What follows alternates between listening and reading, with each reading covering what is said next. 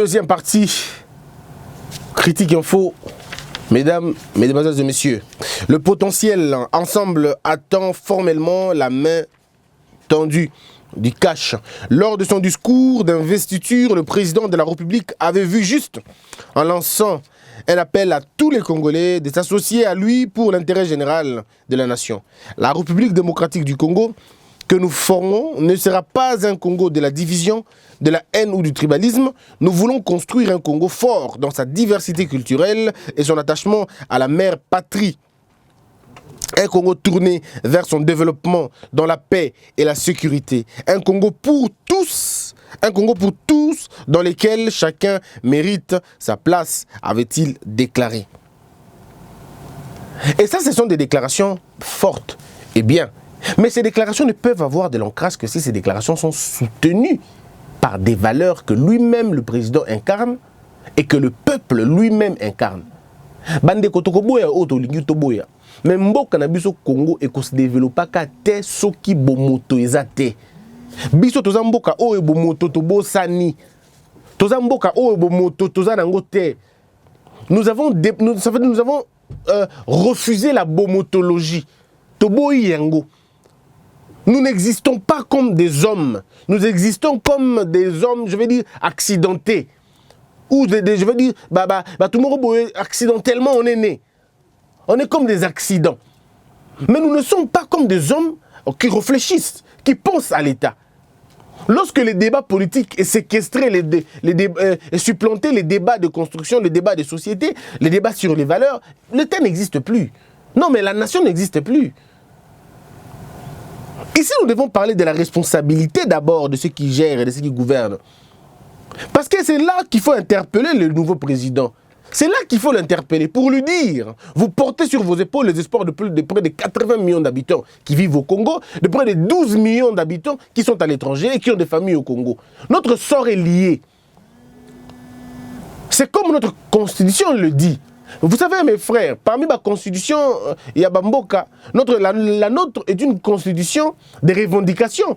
C'est, je dirais, une constitution de militants. Parce que vous ne pouvez pas vous imaginer dans une constitution qu'on commence par debout congolais.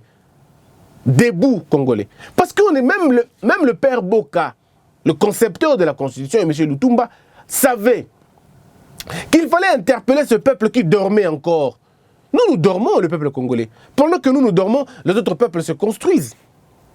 Pendant que nous dormons, les autres peuples travaillent, éduquent leurs enfants, préparent leurs enfants pour nous détruire, nous. Et la préparation de leurs enfants, ce n'est pas à notre avantage, c'est à notre désavantage. Nous ne prenons pas soin de nos enfants. Nous ne prenons pas soin de l'avenir de nos enfants. Ça ne nous dit absolument rien. Nous voulons tous gérer le pays, mais partir quoi? Nous ne voulons pas gérer ce pays avec responsabilité.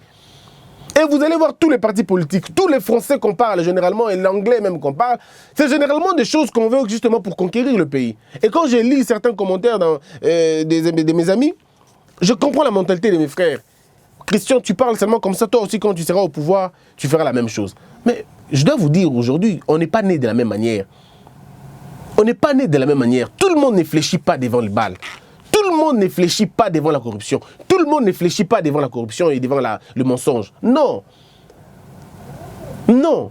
Ce Congo a besoin de beaucoup plus. Et quand je vois l'offre politique actuelle, je me dis, on n'est pas sorti de l'auberge.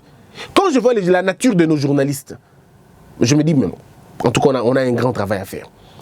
On a un très grand travail à faire. Quand je vois les journalistes, je dis, on a un grand travail. Quand je vois les pasteurs, je me dis, ouf, on a un très grand travail. Quand je vois les intellectuels de mon pays, je me dis, on a un grand travail. Donc le Congo a besoin de se réveiller, de s'identifier spirituellement, scientifiquement et politiquement. Si nous n'avons pas une identité dans ce sens-là, on ne pourra pas se développer. Et aujourd'hui, à la place d'avoir des partis politiques, plusieurs partis politiques, on devait d'abord avoir des grandes conférences, des grandes réunions sur la réflexion de l'existence de notre pays. Nous sommes un pays irresponsable. Comment vous êtes un pays comme le Congo, mais vous n'arrivez pas à nourrir vos enfants? Vous n'arrivez pas à vêtir vos enfants? Je ne parle pas des adultes, des enfants. Vous n'arrivez pas à sécuriser vos vieux. C'est quel type de pays? 7 millions d'enfants dans la rue. Près de 14 millions de vieillards, presque dans la rue. On est sérieux? Nous sommes le pays où vous trouvez beaucoup d'enfants dans la rue et beaucoup de vieux dans la rue. Les vieux, les gens de troisième âge, en train de quémander dans la rue, les dos courbés, en train de demander dans la rue, et ils vous offrent une scène macabre. Bah papa, on a mikolo, bangoumi mikongo na bango, bah simbi bana mike, il faut pas dans la classe, bah simbi bango, et ils sont sur le boulevard du 30 juin dans la capitale de Kinshasa. Alors je ne sais pas, sommes-nous encore des humains? Est-ce que nous sommes en train de voir la déchéance, la décadence, le déclin d'un pays? Nous sommes comme un navire qui prend de l'eau, mais personne n'a l'initiative et l'idée de nous dire arrêtons-nous un peu, nous sommes en train de faire mauvaise route. Personne. Nous voyons l'injustice, nous ne disons rien. Vous savez, un peuple défini en fonction de son seuil de tolérance dans le mal. Comment un peuple tolère la bêtise? Comment un peuple tolère le mensonge, le mensonge, la corruption et toutes les valeurs négatives qui détruisent un État? Mais nous, regardez ce qu'on fait. Allez faire un tour dans les orphelinats. Vous trouverez que l'âme du pays est morte. Vous trouvez des enfants qui sont dans les orphelinats, qui ont fait 4 heures, 5 heures, je veux dire la plupart 10 heures. Il y en a même qui ont fait des journées entières, et des journées entières sans manger, sans boire. Dans vos orphelinats, vous n'avez pas d'eau potable, vous n'avez pas de nourriture pour donner aux gens, vous n'avez pas de couverture. Ces enfants dorment comme s'ils étaient en prison. Allez faire un tour dans le home des vieillards. Faites un tour dans nos homes des vieillards, vous allez voir comment nos vieillards sont abandonnés. Ils sont délaissés, oubliés. Alors, vous voulez quoi? Est-ce qu'on est un pays, vraiment? Tous ceux qui veulent travailler dans la philanthropie veulent avoir de l'argent. Eux aussi veulent gagner. Eux aussi veulent gagner. Malheureusement, je ne sais pas, est-ce qu'on aide les gens ou on profite de ça? Le Congolais est malhonnête dans son existence en tant qu'homme. Le Congolais est malhonnête. Le Congolais est sadique. Le Congolais, il est content quand l'autre souffre. Le Congolais veut manger lui-même et se rassasier et pas l'autre. Le gocentrisme a détruit l'essence de l'État, a détruit l'essence de l'homme congolais. Et vous allez voir, toutes les actions politiques, religieuses, scientifiques sont orientées vers le ventre. C'est ce que moi j'appelle la ventrologie, la politique du ventre. La politique du ventre a détruit tout. Nous avons la politique du ventre, la religion du ventre, la science du ventre. Et la science du ventre, c'est ce qu'on voit dans nos universités aujourd'hui. Des scientifiques incapables de résister contre la faim. Bon, comment vont-ils résister s'ils ne les définissent pas déjà? Vous avez des pasteurs qui prêchent pour la faim. Tu sens qu'une cette prédication, non, ça c'est une prédication alimentaire. Et tu sens que cette prédication, elle est alimentaire. 4 heures de temps pour les récoltes de fonds, 4 heures de temps pour une récolte de fonds, 4 heures de temps, 20 minutes de la prédication et une prédication orientée. On ne sait plus, est-ce qu'ils exhortent ou ils enseignent? Les églises sont remplies maintenant de motivateurs, des gens qui ne font que vous raconter des choses, qui ne font que vous promettre. Et ce n'est plus ainsi dit l'Éternel, c'est ainsi comprend les pasteurs. Bon, c'est les ventres. Lorsque vous avez la politique menée pour les ventres, on sent que ce monsieur ne fait la politique que pour les ventres. Mais c'est tout un État qui est parti. C'est tout un État qui est parti. Comment on peut se reconnaître dans un pays comme ça? Lorsque le pays commence à offrir les compétences à ceux qui sont habiles au mensonge, faites un tour à la douane. Ceux qui s'en sortent ne sont pas des hommes sérieux. Ceux qui s'en sortent sont des hommes qui savent négocier. Quand je dis négocier, ça veut dire négocier pas au sens propre. Non, c'est négocier vraiment dans le sens de tricher, dans le sens de coopérer par-ci, coopérer par-là, acheter ceci, acheter par-là. Et ce sont des gens qu'on appelle aujourd'hui des déclarants, des gens, vrai batou, parce que le rambangu, ils sont expéditifs. Non, il faut redéfinir certains concepts dans ce pays. Qu'est-ce que vous appelez expéditif? Qui est expéditif? Celui qui passe, qui court-circuite l'État, celui qui viole la traçabilité des recettes, c'est lui-là un homme expéditif. Celui qui peut vous donner un document que l'État peut vous donner en 2 jours, lui il vous le donne en 30 minutes, vous dites qu'il est expéditif. Comment il a eu ça? Comment il a eu? Quand on est dans un pays, on rentre avec les cachets de la République à la maison et on fait signer certains documents à la maison. Et l'État ne connaît même pas. Mais ça, le sceau de l'État. Bon, je ne sais pas où on est en train de vivre, où on n'est pas en train de vivre. En même temps, vous voulez changer les choses. Le même Congolais qui vivent à la diaspora, quand ils viennent au Congo, sont les mêmes qui jettent des choses dans la poubelle, dans la balabala. Sont eux, les mêmes à jeter. Pourtant, chez eux, là-bas, ils ne le font pas. Nous sommes dans un pays où vous trouvez que... C'est-à-dire, les gens, Batamboli dans le sens contraire, quoi. Sens contraire. Sur la route, vous trouvez des choses et des choses, vous n'avez pas l'idée. Au Congo, à midi ou même à 15h, les gens klaxonnent à tout moment, pour rien. Pour rien. Ils klaxonnent à tout moment pour rien. C'est-à-dire, si autant mourir à Kinshasa, tu peux tomber malade, tu peux avoir des maux de tête. Parce que les klaxons, c'est à tout moment. Ils klaxonnent pour rien. Tu peux vraiment poser la question, monsieur, klaxonnez pourquoi? Mais est-ce que c'est sérieux vraiment? Non, vous klaxonnez pour rien. Vous trouvez qu'il y a un embouteillage ici? Non, c'est-à-dire tout le monde est pressé. C'est pour dire que nous sommes dans un pays qui n'a pas de suite logique, où la bêtise a été arrosée, où la bêtise a été encadrée, où ceux qui réussissent sont ceux qui parachutent, des parachutés, des opportunistes, des gens qui n'ont aucune idée de la collectivité, mais qui ont plutôt l'idée de leur petit clan, de leur petite famille. À chaque fois que nous parlerons de la responsabilité, nous parlerons aussi de l'existence de notre État. Nous avons échoué dans notre sélection. Le Congo a échoué dans la sélection de ceux qui doivent être primés. Au Congo, qui sont primés? Qui sont applaudis? Regardez très bien. Des farceurs, des aventuriers, des gens qui sont sans vergogne. Ce sont ceux-là qui sont acclamés, qui sont applaudis. Des gens qui n'ont pas de honte, qui n'ont aucune personnalité. Ce sont ceux-là qu'on applaudit beaucoup. Regardez, vous allez voir en politique. Qui excelle en politique? Ce sont des menteurs, des farceurs. Ce sont eux qui montent en flèche. Parce que les gens les aiment. Bon, je comprends. Vous savez, les gens les aiment pourquoi? Parce que le niveau de ces gens-là correspond au niveau de la personne en question. Parce qu'il faut qu'il y ait une relation, une corrélation entre la personne qu'on applaudit et les applaudisseurs. Si vous êtes applaudi par une bande de cancres, excusez-moi le terme, ça peut être fort, ça peut être dur, mais si vous êtes applaudi par une bande d'idiots, et que vous-même vous êtes un idiot, c'est normal, non? Ça passe. Et c'est ce qu'on appelle l'idiocratie, la gouvernance des idiots. Et nous, le Congo, nous ne sommes pas loin de la gouvernance des idiots. Parce que lorsque le peuple est naïf, ce peuple produit des farceurs au sommet de l'État. Un peuple mouton engendre un gouvernement de loups. Et nous sommes à un moment donné moutonisés. On a été un peuple mouton, un peuple qui suit, un peuple qui applaudit, un peuple améniste, qui dit amen, qui dit oui à tout. Et vraiment comme ça, quoi. Un peuple désintéressé de la vie politique. Le Congo a besoin de changement de mentalité.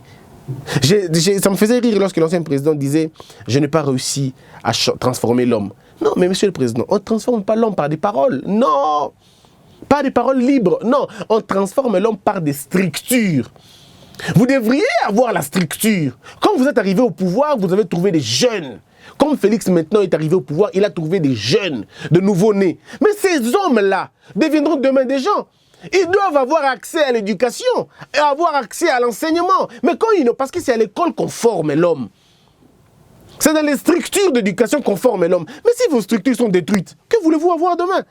Vous ne pouvez pas vous étonner, vous devez en principe être d'accord de ce qui se passe. C'est une suite logique. Le Congo n'est pas sous la malédiction de Satan, ne vous en faites pas, Satan n'est pour rien dans ce pays. Satan n'est pour rien dans ce pays. Arrêtez de suivre vos pasteurs qui vous mentent tous les jours en disant que c'est le diable. Il n'y a pas de diable ici. Le Satan du Congo n'est pas très méchant que celui des États-Unis.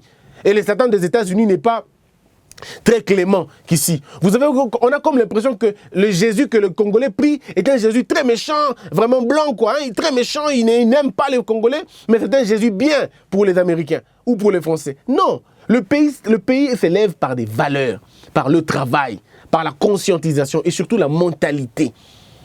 C'est là qu'il faut d'abord commencer. Tout le débat que vous faites, Martin Fayulu passer par là, Félix a fait cela, ça ne changera jamais si la mentalité des Congolais ne change pas. Et la mentalité des Congolais ne changera jamais si l'école n'est pas prise au sérieux. Il faut que l'école soit prise au sérieux. Il faut que la cellule de base, qui est la famille, soit reconsidérée et redéfinie. Nous n'avons pas encore défini au Congo qui est père, qui est mère. On n'a pas encore défini cela. Qui est père et qui est mère? Un père est différent d'un papa. Le Congo a beaucoup de papas. Les papas sont des hommes reproducteurs tout simplement, qui ne s'occupent pas de la progéniture, qui ne s'occupent pas de l'avenir des enfants. C'est ça un papa. Un père va au-delà. Un père a une fibre, je crois. Paternelle. Non, la fibre, pardon, paternelle. Le Congo, un père a ce qu'on appelle la fibre paternelle. Il a ça. Il développe ça. Il travaille ça. Il essaye de comprendre qu'est-ce que mon enfant a. Qu'est-ce que mon enfant veut. Et un Un État enlève dans sa tête le verbe avoir. On met le verbe avoir après le verbe être. Mais lorsque nous avons priorisé le avoir et pas le être, on n'est pas un peuple, on n'est pas un État. Et c'est ce qu'il faut définir aujourd'hui. Dans la politique du président de la République actuelle, il faut qu'on retrouve ça. Il faut qu'on retrouve le sens de l'homme, le sens de la famille. Qui est père et qui est mère? Une mère, ce n'est pas celle qui produit des enfants ou celle qui reproduit, celle qui met au monde. Non, une mère va au-delà de ça. Une mère, elle prend soin, elle protège, elle garde, elle éduque, elle fait épanouir, elle fait germer. Elle veille sur l'éducation de l'enfant. Mais combien de pères sont des pères démissionnaires? Combien d'enfants avons-nous au Congo? Des enfants orphelins, mais les parents sont vivants. Ils sont orphelins, mais leurs pères sont toujours vivants. Le père pense que donner l'argent aux enfants suffit. Non, l'argent ne remplacera pas ce que vous êtes. J'ai entendu un père parler, me dire, Christian, ma fille a perdu sa virginité à 16 ans. Je ne sais pas comment ça s'est passé alors que je donne tout à ma fille. Moi, je lui dis, non, mais tu ne donnes pas tout à ta fille. Il dit, non, j'ai tout acheté pour elle. Je dis, mais d'accord, combien de temps passez-vous ensemble par jour? Alors le père était KO. Oh non, mais là, je travaille beaucoup. Vous devez faire le choix. Tu as choisi de travailler beaucoup et sacrifier tes enfants. C'est toi qui as vu. Tu as calculé comme ça et ça s'est passé comme ça. Il faut que ton enfant reflète ce que tu es. Il faut que ton enfant soit d'accord d'abord avec toi. Mais quand vous ne passez pas le temps avec vos enfants, que voulez-vous? Quand vous n'arrivez pas à transmettre aux enfants les valeurs fondamentales, que faites-vous? Qui serez-vous demain? Et donc nous devons parler de la question de la responsabilité d'un État. C'est de veiller à ce que la famille soit composée des hommes prêts. Même la Bible que vous utilisez, la Bible ne dit pas qu'un garçon quittera son papa et sa maman va s'attacher avec sa fille. Non, on dit un homme quittera son père et sa mère et s'attachera à sa femme. On n'a pas dit les garçons, le mariage n'est pas une question des garçons, c'est une question des hommes. Et pour être un homme, on ne naît pas homme, on est un garçon, on devient un homme. Le devenir là, c'est le devenir de... C'est le devenir de l'enseignement, c'est le devenir de l'éducation, c'est le devenir de la création intellectuelle ou création morale de quelqu'un. Mais bon, malheureusement, on est un pays, nous tolérons tout. Nous avons échoué dans notre manière de plébisciter les gens. Nous plébiscitons généralement les faibles de la société, les ratés de la société. Ça veut dire vraiment les ratés, quoi. Des gens qui n'ont aucune valeur sont ceux-là qui aujourd'hui nous dirigent. On a eu l'autre fois dans une assemblée nationale ici, des gens qui n'avaient aucune valeur que celle des insultes. Des gens qui racontaient à la télévision devant tout le monde. Baby si lingala, comme si lingala est salité. Lingala on a kata sonia kolobele yango. Ba remplacer lingala ya bosoto, ba tiango na balabala, ba tiango na place publique et balobi, tout ça là ba journée na biso na lingala. Et des gens comme ça, nous avons fait confiance à des gens comme ça et on a fait d'eux des députés, des ministres, mais je ne comprends pas. Quand un intellectuel parle et quand un homme de la rue parle, il n'y a pas de différence. Et moi j'ai entendu quelqu'un dire Mboko nabiso, et à plein nabiso, Mboko ya bord nabiso. Mais est-ce qu'on est sérieux? Ça c'est le langage d'un homme sérieux? Soyons sérieux à un moment donné. Le réel progrès démocratique, c'est lorsque la foule suit l'élite et non l'inverse. Lorsque l'élite suit la foule, c'est la délinquance totale. Et nous sommes à ce niveau-là, où l'élite suit la foule, où les leaders suivent forcément la base, au lieu que ce soit l'inverse. Pas à tout le niveau forcément, mais il faut qu'il y ait des limites. C'est à la base d'écouter ce que l'élite a à dire. Christ n'a pas suivi les 12 apôtres. Ce sont les 12 apôtres qui ont suivi Christ. Nous avons la logique du récipient et du gobelet. Je veux dire, la bouteille et le gobelet. C'est la bouteille qui donne au gobelet et pas l'inverse. Pas l'inverse. La question d'éthique, sommes-nous en train de vivre? Notre manière de recruter les gens. Notre manière de recruter les gens, c'est laquelle? De manière légère, n'est-ce pas? De manière très facile. Regardez comment on identifie. Quand quelqu'un parle trop, quel journalisme. Mais le journalisme n'est pas l'affaire de ceux qui parlent beaucoup. Le journalisme est une affaire de ceux qui pensent, de ceux qui réfléchissent. Ce n'est pas les gens qui parlent beaucoup. Il y a des avocats. Il y a des avocats. Mais je me pose la question, vous envoyez des gens faire le barreau parce qu'ils parlent beaucoup? Ou parce qu'ils ont la facilité de langage? Non. C'est pourquoi au Congo, tout n'est pas au bon endroit. Vous trouvez des hommes qui émergent dans leur secteur, pas de prédestination, parce qu'il n'y a pas de structure. Vous trouvez des médecins qui jouent au football, qu'on est quand même à jouer, mais les médecins. Mais que faites-vous là-bas? Vous êtes perdus. Vous êtes perdus. Moi, j'ai étudié avec un ami, il était On a fait le droit ensemble. Oh, mais mes frères, quel talent! Quel talent de voix! Mais il vous chante comme le rossignol. Il chante très bien. Mais je lui pose la question, qu'est-ce que tu fais ici, mon frère? Toi, tu qui chantes bien comme ça. Oh non, papa avait dit, papa, on dit papa, monsieur juriste, il a voulu que je fasse le droit. J'ai dit, mais au barreau, ne chante pas malheureusement. Ta voix ne servira pas.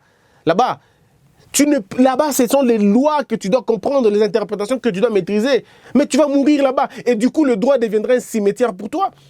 Le barreau deviendra un cimetière pour toi. Et donc, nous avons un problème, je veux dire, de structure même. Le Congo est malade dans son fort intérieur qu'il faut redresser. Et quand nous pensons à tout ça, je vous dis que Félix Tshisekedi a des choses à faire, vous n'avez aucune idée. J'ai rencontré un ami de l'UDPS qui m'a fait rire à mort. Il me dit, Christian, nous avons réalisé que dans au salut d'émission, au Timbandaka, au Tibikoro, ah, pour Félix Ndima qui pouvoir, oh, vraiment, c'est ce qu'il me dit. Il dit, pour Nini, il fallait que quoi papa naïa no boya boya naïa au Congo attend aussi mon au sango te beba déjà kala. Donc vous entendez quelqu'un qui comprend. En fait, d'un côté il comprend la gravité, les impératifs de ce pays, mais de l'autre côté il démissionne. Ce n'est pas parce que le Congo a des problèmes sérieux qu'il faut l'abandonner. Non, c'est comme une mère qui a la peste. Est-ce que vous allez abandonner votre mère parce qu'elle souffre de la peste? Nous allons travailler pour que notre mère ne souffre plus de la peste, pour que la peste disparaisse. Il suffit qu'on identifie la peste comme maladie. Ça marchera. En médecine, on dit, si le diagnostic réussit, le remède sera très facile. Le traitement sera très facile. Mais si nous échouons dans le diagnostic, c'est fini. Le remède sera suicidaire et le traitement sera inutile. Et c'est là le problème. Mobutu passe, il ne définit pas le problème congolais. Lui-même, il devient un problème même. Parce que lorsque vous n'arrivez pas à définir un problème, vous devenez un problème. Le Laurent Désiré Kabila, quand il arrive, il comprend le problème du Congo. Mais lui-même va devenir un problème à un moment donné parce qu'il s'est fait très mal entouré et jusqu'à ce qu'il s'en était allé. Joseph Kabila Kabange, quand il arrive, la Kabylie, je préfère parler de cela, quand la Kabylie arrive, la Kabylie devient le problème du Congo parce que la Kabylie n'a pas non plus défini le problème du Congolais. Et M. Félix, quand il arrive, lui aussi est devant ces deux chemins. Il doit définir le problème du Congo. Et moi, je peux déjà le dire, le problème du Congo, ce n'est pas la faim, non. Le problème du Congo, ce n'est pas les richesses, non. Le problème du Congo, c'est la mentalité d'abord. Parce que c'est la mentalité qui donne l'existence d'un peuple, d'un État. Aujourd'hui, quand vous êtes en Corée, vous risquez de croire que vous êtes devant des frères qui viennent d'un même père. Si vous êtes en Chine, vous risquez de voir qu'on dit bah, papa, maman, maman. Non, c'est une philosophie, ça veut dire dans l'ADN. Dans l'ADN. Quand vous allez en Israël, celui qui vous vend, celui qui vous accuse en justice, celui qui annonce comment on appelle, à la police qu'il y a une nouvelle entrée, c'est lui. C'est l'Israélien, c'est lui qui le dit en premier. C'est ce qu'on appelle une conscience collective. La conscience collective, la cohésion nationale, la personnalité d'un peuple, toutes ces choses dépendent de la mentalité, le montis. Le montis, c'est l'existence spirituelle d'un peuple qu'il faut d'abord définir. Et c'est là le problème. Si nous commençons par là, les choses vont se débloquer calmement. Il faut travailler le Congolais dans son intérieur. Mais où? Comment? C'est au niveau de la base. Au niveau de la base. Les petits enfants, c'est là notre nouvelle génération. Ce sont ceux-là qui vont changer les choses demain. Et si nous ne portons pas un œil à eux, et moi, pas si. Notre seuil de tolérance, notre capacité d'exiger quoi que ce soit, nous n'exigeons rien. Regardez en quoi est-ce que le Congolais dépense l'argent. Si vous êtes en Europe, vous allez voir, les Congolais sont ceux qui s'habillent très bien, toujours chic. Mais avec quel type de revenus? Nous sommes portés à quoi? Nous, le Congolais, l'Africain, mais vraiment le Congolais, il est porté à... Je veux dire, ce qui est matériel, et ce qui est plaisant, quoi. De l'or, ils veulent ça, quoi. Ils veulent ce qui brille, même si ce n'est pas toujours de l'or. À Kin, vous rencontrez une fille qui a un téléphone de $800. Alors, $800, hein, $900 à Kin. Vous trouvez une fille qui a un téléphone de $900, mais elle te dit, on m'a chassé à l'école parce que je n'ai pas $140 pour le frais. Je me dis, mais alors là, on ne sait plus ce qu'on fait. On ne sait plus ce qu'on fait. Donc, tu préfères avoir un téléphone de $900, mais tu ne sais pas étudier parce que tu as un problème de $150. Oh oui, mais on veut faire comment? Et donc, vous avez un peuple comme ça, c'est quand même assez compliqué, n'est-ce pas? C'est quand même assez compliqué. Nous sommes corrompus partout. Partout. Et posons-nous des questions sur les valeurs. Au Congo, il n'y a pas... À l'époque, c'était un élève qui corrompait. Hein? c'était l'élève. Mais aujourd'hui, ce n'est plus le cas. C'est la maman, les parents de l'élève qui vont corrompre à la place des enfants. Ce sont les parents maintenant qui prennent l'initiative de corrompre le professeur. Avec quel état d'esprit vous prenez l'enseignant qui enseigne votre enfant à l'école, il est le répétiteur de votre enfant. Mais il y a un conflit d'intérêts. Homo, explique-moi un peu. Toi, tu as ton fils. Bon, toi, je ne sais pas que tu n'as pas encore des enfants. Et on va travailler pour ça. Alors, vous avez, en fait, tu as un enfant que tu mets à l'école, que tu envoies à l'école, mais tu vas prendre son répétiteur, son maître de l'école, et c'est lui qui va être le maître de ton enfant à la maison. Mais attendez 2 secondes. Et il ne va pas échouer. Ça, c'est un piège. C'est un conflit d'intérêts dans lequel vous mettez l'enseignant. Comment l'enseignant va-t-il faire échouer l'enfant qui lui-même enseigne à la maison? Et mais là, on a trouvé une stratégie et personne n'en parle, quoi. Personne n'en parle. Je vous parle de problèmes qui se passent dans ce pays, des problèmes sérieux, des problèmes d'existence morale, mais bon, c'est compliqué.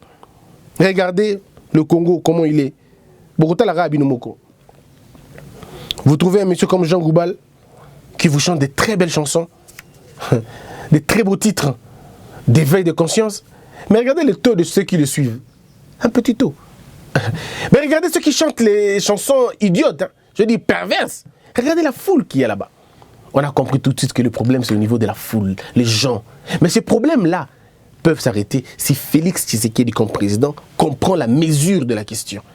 S'il prend des mesures urgentes pour régler la question, on aura sauvé le pays. Ça, c'est le premier élément. Le deuxième élément, c'est aussi le problème de l'emploi de notre temps, de notre énergie et de notre argent. Que faisons-nous de l'argent que nous gagnons tous les jours? Comment distribuons-nous l'argent que nous avons tous les jours? Dans quoi dépensons-nous de l'argent? Dans les futilités ou dans les choses essentielles? Je fais un projet pour le Congolais et c'est ça que je vais faire dans partout où j'irai. Merci parce qu'il y a beaucoup de pays qui nous ont maintenant invités. Ils ont compris que c'était très important ce qu'on fait. Je vous dis merci et nous sommes prêts à venir là où vous êtes. Si vous envoyez les invitations, vous nous préparez le terrain, on viendra et on passera à nous communiquer. Surtout nos projets. Nous avons des projets, des vrais projets de développement du pays, sans être ministre, sans être député, mais avec le Congolais, avec la participation des Congolais. Vous savez, la diaspora peut aider ce pays autrement. Nous devons nous organiser pour contourner les blocages. C'est difficile, vous savez pourquoi c'est difficile? C'est difficile parce que vous êtes seul et vous voulez détruire un monstre qui a été longtemps établi. Mais si nous constituons une force, on ne va pas, ce monstre-là ne pourra pas nous faire du mal. Si la douane est plus chère pour vous, c'est parce que vous êtes seul et vous voulez faire face à ça seul. Mais avant que l'État ne réagisse, les Congolais nous pouvons nous réunir, nous constituer une force. Surtout si nous voulons faire des dons. Ça commence à devenir difficile quand nous voulons faire des affaires parce que le Congolais n'a pas encore compris qu'il ne peut pas s'en sortir seul. Le Congolais n'a pas encore toujours compris que les Libanais ne viennent pas seuls au Congo, ils viennent toujours en synergie. Ça, le Congolais n'a pas encore compris l'idée. Ça, il n'a pas encore compris. Les Libanais viennent ensemble. Les Chinois viennent ensemble. Les Ndingari viennent ensemble. Ils préfèrent dormir ensemble dans des endroits difficiles pour que dans 2-3 ans, qu'ils deviennent libres. Mais nous, les Congolais, nous c'est pas ça notre problème. Nous voulons d'abord nous gagner nous-mêmes. Il y a quelqu'un qui m'a dit, mais yo, homo ponanini. Ponanini. Est-ce qu'ils ne comprennent pas que homo a ce que moi je ne peux pas donner et moi j'ai ce que homo ne peut pas donner. Nous sommes obligés d'être ensemble, obligés, condamnés d'être ensemble. Homogénément, on est obligés d'être ensemble. Et donc, si homo peut être mes yeux, moi je peux être sa bouche, nous constituons un corps. Le corps humain ne nous enseigne pas. La main ne dira jamais à la bouche, toi tu manges seulement seul, et moi je n'ai jamais mangé. Mais c'est la main qui apporte la nourriture à la bouche. Et c'est la bouche qui mange. Quand la bouche mange, la nourriture va où? Dans le corps. Quand la nourriture va dans le corps, ça fait quoi? Ça contribue à la croissance du corps. Et du coup, la main va être en bonne santé parce que la bouche a mangé. Le pied va être en bonne santé parce que la bouche a mangé. Les yeux vont regarder parce que les pieds ont marché. C'est la complémentarité. Et le Congolais n'a pas encore compris la notion de la complémentarité. Voilà pourquoi il trime. Le Congolais, c'est bizarre. Hein? Le Congolais peut accepter que son entreprise meure entre les mains de ses propres filles et de ses propres fils, mais qu'il ne veut pas que cette entreprise soit relevée par quelqu'un d'autre. Et du coup, quand vous travaillez chez un Congolais, il a besoin que vous puissiez échouer comme lui. Si vous commencez à réussir, il dit « Ah, comment il bangaye ?» Et c'est là le problème. Il préfère que ses enfants détruisent sa propre boîte, mais qu'il appelle ça Batumoussous. C'est la mentalité. C'est pourquoi je dis, ne travaillons pas seuls, unissons-nous. Nous avons des projets. J'ai un projet que je ne donnerai peut-être pas les détails ici, mais ceux qui veulent m'appeler, je vous le dirai. Moi, j'ai un projet de réussir l'enseignement, la gratuité de l'école primaire sans intervention de l'État. Est-ce que vous pouvez imaginer?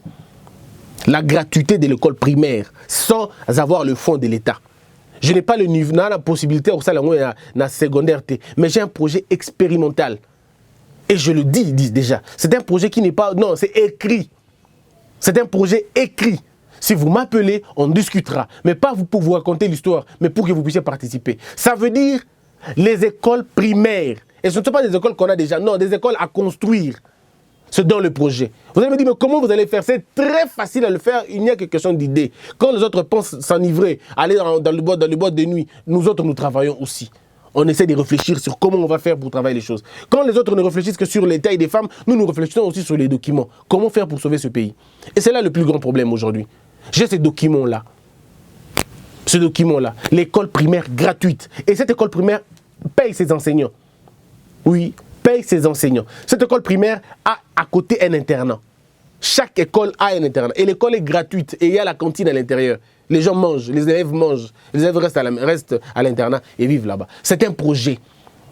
Et nous pouvons le faire. Donc, si on a la possibilité de le faire, nous pouvons le faire dans, comme j'ai énuméré, les 10 provinces, les 10 premières provinces. Je parle de l'ancienne configuration, excepté Kinshasa. L'ancienne configuration, on a les projets comme ça pour 10 provinces. Voilà pourquoi je vous demande que, où mettez-vous votre argent? Dans quoi investissez-vous? Dans quoi? Et puis, en dehors de l'argent, parlons du temps. Quel est le temps que vous accordez à ceux qui réussissent? Quelle est l'énergie que vous accordez dans les Simba? Les Congolais, ils veulent bien critiquer les gens. Ils veulent bien critiquer les gens. Mais ils ne sont pas prêts pour aider les gens à avancer. C'est pourquoi je vous demande, mesdames et messieurs, si nous voulons construire ce pays, si vous attendez que les politiciens fassent ça, vous attendrez 5 ans, vous attendez 10 ans. Et ce n'est pas cette génération que vous voyez. La génération que vous voyez à la politique, là, cette génération n'est pas porteuse de solutions. Non. Elle-même, cette génération est un problème. Je vous dis avec beaucoup de vérité, cette génération est un problème. Les politiciens que vous voyez au Congo, eux-mêmes font partie du problème du Congo. C'est d'abord eux-mêmes sont un cas à résoudre. Donc ils ne pourront pas résoudre le problème du Congo comme on le veut. Ils vont trouver des petites mesures, mais ne trouveront jamais des solutions adéquates. Comptez sur nous. Quand je dis nous, je ne parle pas de moi. Quand je dis nous, je ne parle pas de moi. Quand je dis nous, je parle de ceux-là qui vont venir avec nous, de ceux qui sont avec moi, de ceux qui seront avec nous, ceux qui viennent après nous. Voilà un peu, mesdames, mesdemoiselles et messieurs. J'aurais bien voulu continuer, mais on me fait signe qu'il faut que j'arrête. Donc, votre argent, votre énergie et votre temps. Il suffit juste de regarder ce que les Congolais suivent sur YouTube pour comprendre. Il faut juste regarder. Il faut juste regarder. Ceux qui suivent sur YouTube, vous comprendrez tout de suite que c'est bizarre. Mais bon, on tient. Et même les théâtres, quand vous suivez au théâtre. Quand vous suivez vos théâtres, ça vous rassure que vous allez avancer? C'en est fini. Merci beaucoup. Abonnez-vous massivement. Massivement. Soyons vigilants pour que M. Félix Tshisekedi, président de la République, n'échoue pas. Parce que s'il échoue, nous échouons avec lui. On est liés. S'il réussit, on réussit avec lui. Poser des questions. Et comme on dit toujours, je vous laisse la possibilité de poser des questions, je répondrai. Poser des questions, je répondrai.